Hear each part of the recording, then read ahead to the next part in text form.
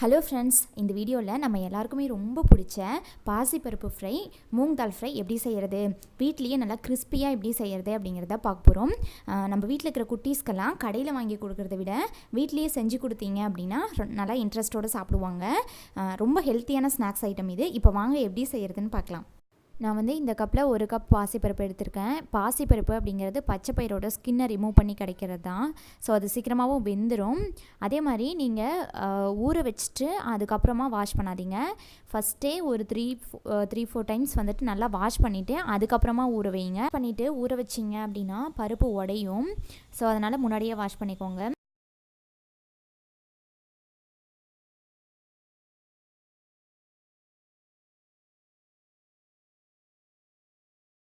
இந்த மாதிரி ஸ்ட்ரெயினர் கிடச்சா நல்லா வாஷ் பண்ணிவிட்டு அதில் ஸ்ட்ரெயின் பண்ணிக்கோங்க. நான் இப்போது 3 டைம்ஸ் நல்லா வாஷ் பண்ணிட்டேன். இப்போ மறுபடியும் தண்ணி ஊற்றிட்டு ஒரு 40 மினிட்ஸ் நல்லா ஊற வச்சுக்கலாம். அரை மணி நேரம் ஊறினா போதும், சரியாக இருக்கும். இப்போ பாருங்கள், 1/2 hour நல்லா ஊறிடுச்சு. நல்லா பருப்பு டபுளாக இருக்குது. இப்படி உடச்சி பார்த்தீங்க அப்படின்னா நல்லா உடையும். சாஃப்டாக நல்லா ஊறியிருக்கும். இப்போது ஒரு ஸ்ட்ரெயினரில் இந்த ஊறின பருப்பு போட்டு வடிகட்டி வச்சுக்கலாம். ஒரு 2 மினிட்ஸ் வச்சிங்க அப்படின்னா தண்ணி ஃபுல்லாக வடிஞ்சிரும். இப்படி நல்லா வடித்து எடுத்துக்கோங்க.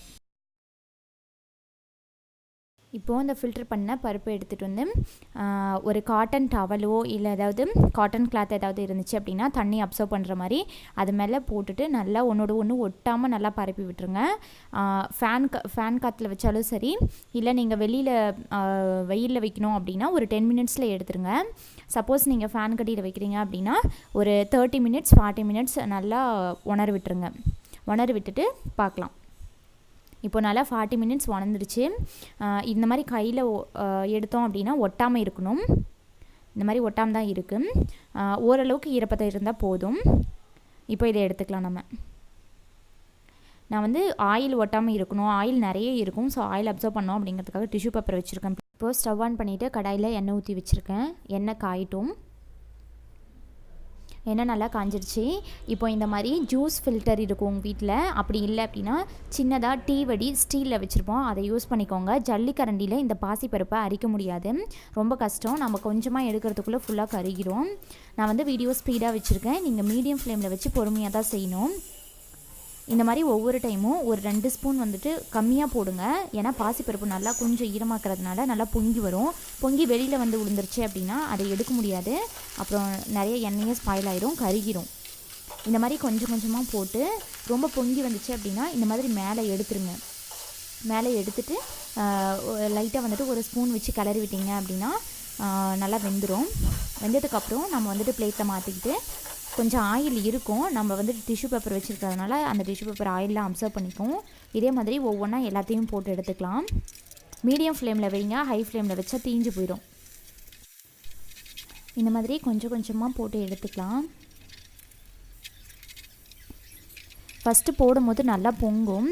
அந்த பொங்குறது அடங்கின உடனே இந்த மாதிரி இப்போ பொங்குது இல்லையா, அது நல்லா வெந்த உடனே நல்லா அந்த பொங்குறதெல்லாம் அடங்கிடும். அடங்கினோன்னு நம்ம எடுத்துக்கலாம்.